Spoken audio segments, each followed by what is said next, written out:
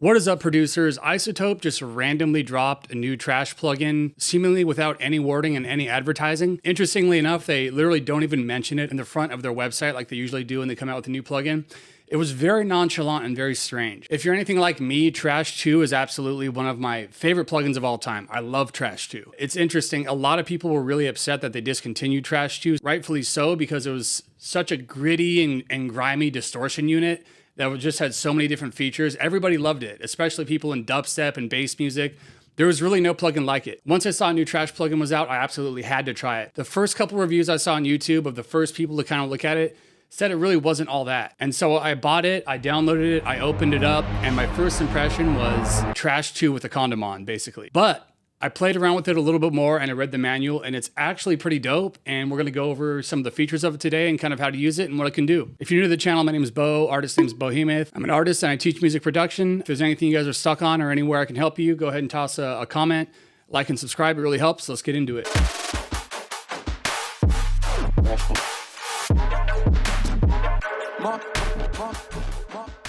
When you open up Trash, you're basically met with this new interface.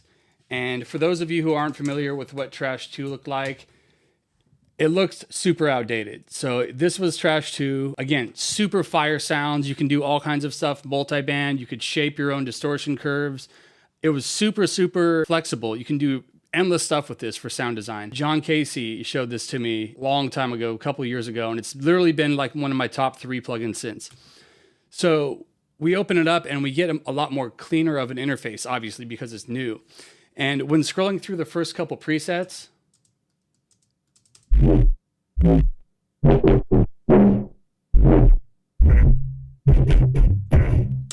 super underwhelming, right? Like Trash 2 was just wild. Like as soon as we open it up, we can choose pretty much any preset.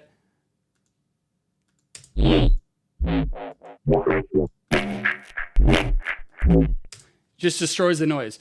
So initially I'm like, man, this is a bummer. I can't believe they did this. But then I started playing with it a little bit and it's actually pretty dope. So basically the way it works is, first off, we have this new Randomize button right here, which is going to give us a random preset. That's pretty cool that they did that. I like that on all plugins, a Randomize button. And it also gives us those on these modules. So let me explain kind of what's going on to here. This is iZotope's like standard frequency band layout here. So really simple. We have lows, mids, highs, and mids are going to be pink. The highs are going to be kind of purple, and the lows are going to have like an orangish color. So, and we can move this around wherever we want it. So we just grab these bars and we can adjust the volume and we can adjust where we want them to start and end. So that's pretty cool. And so coming down here to the most important part, and that's going to be the trash module. Basically what's happening here is it gives us 4 different types of distortion. So we have one up in this corner, we have one here, we have one down here, and one here. And we can move this little dot on an XY axis to blend these. And then again, just like the dice up here, we can actually randomize this.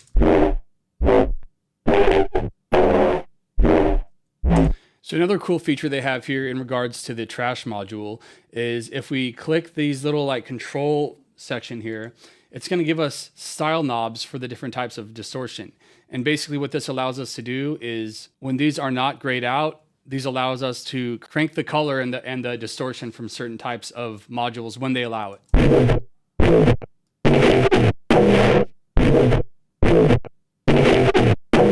The drive over here is how much boost you're pushing into it.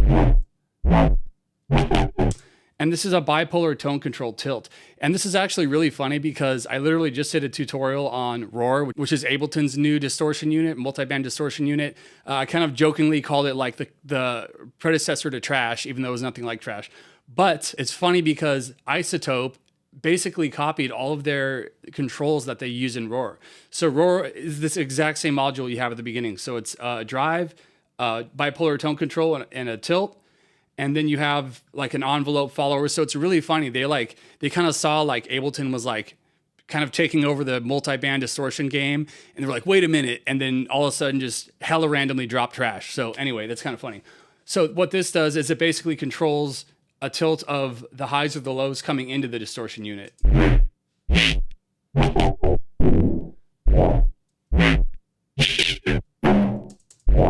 we can kind of set the cutoff for this here.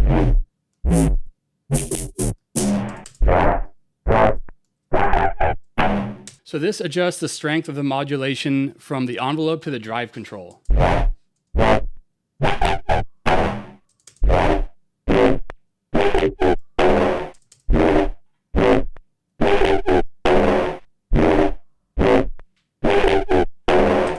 So we can basically modulate the amount of drive and frequency we're boosting in right here. So notice if we come down here and we crank the modulation up, it's going to modulate a little bit more, and then we have the attack and release control for that as well.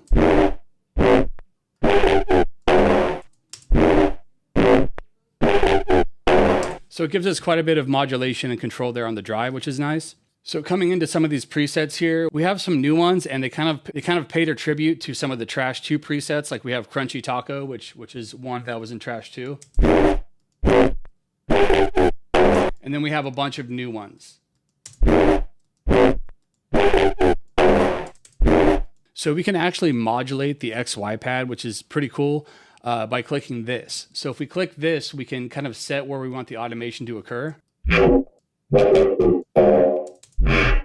So that's kind of a neat little feature that you can kind of modulate around here. So for this envelope down here, what it's actually doing is it's following the envelope or the volume level of whatever track it's on, and it's using that to modulate whatever we want. So we can put it up here to modulate the amount of distortion. We can put it over here to automate the amount of this filter we want to utilize. So that's pretty cool. So that's why every time we kind of hear a noise come in, we're getting this big filter pop out right here. And again, we can adjust the tag. So aside from our trash module, we have a Convolve module, which this is actually super dope. I'm actually pretty hyped on this. So we can click in here and we can change it, and it's got some pretty cool presets here. So if we come down to like animals, we can select an animal, a dog. Let's try that.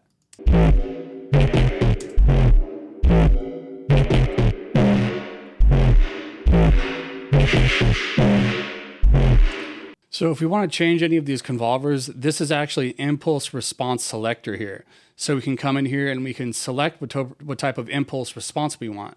So we can select animals, vowels, which these are probably going to be dope, tones, amps, effects, body, edge, tail. Then we can switch from condenser to dynamic. So up here, this is actually a microphone selector. So what this does is it switches between 3 different styles of microphones used to record the impulse response. So that could be condenser, dynamic, and ribbon. So each of these, whatever we select, is going to apply that kind of type of characteristic of that type of mic to the impulse response. The cool part about this is you can actually import your own custom impulse responses. So if we come down here to custom, we can actually click here, and if we had any impulse responses we wanted to import, we could.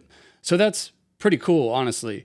Ableton's had that with the hybrid reverb, but having it baked into this module is pretty tight. I'm pretty hyped on it. So a lot of control in regards to our Convolve module here. Again, we have width, stereo-wise, which is used in a lot of iZotope plugins. And we can actually switch to these just by hitting this right here. So we can convolve first and then trash, or trash and convolve, which is probably mostly what people will be doing.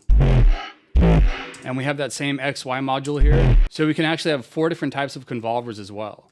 So let's do like a reverse one.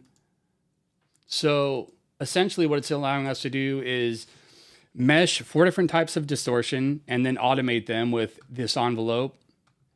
And then do the same thing essentially with our convolvers. So we can have 4 different types of convolvers, adjust the dry wet, adjust these on an XY axis for how much we want, and then modulate this so we can create some kind of cool tones. And this last filter down here, essentially another way of distorting stuff one more time on the way out. So if we crank the heat on this,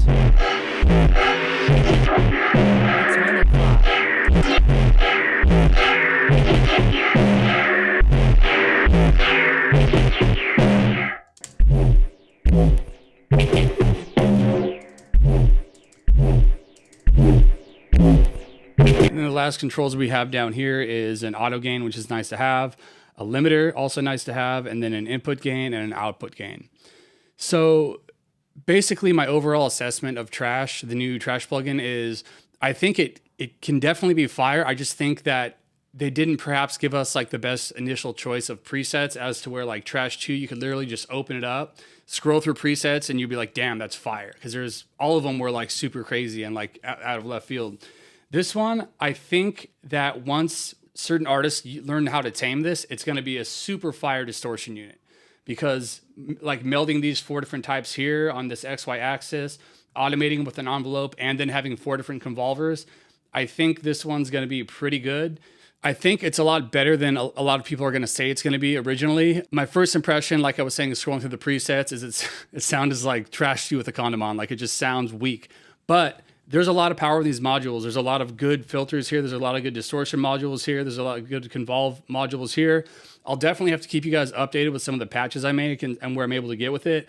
But overall, like, I would say it's fire. I definitely think that there's a lot of possibilities here, and it's got some good distortion in it. So $80, I don't know if it's really, that's kind of pricey for what it is, but time will tell. Time will tell. I wish they gave us some better presets, but overall, it's pretty fire. So thank you guys for watching. I'll see you next time.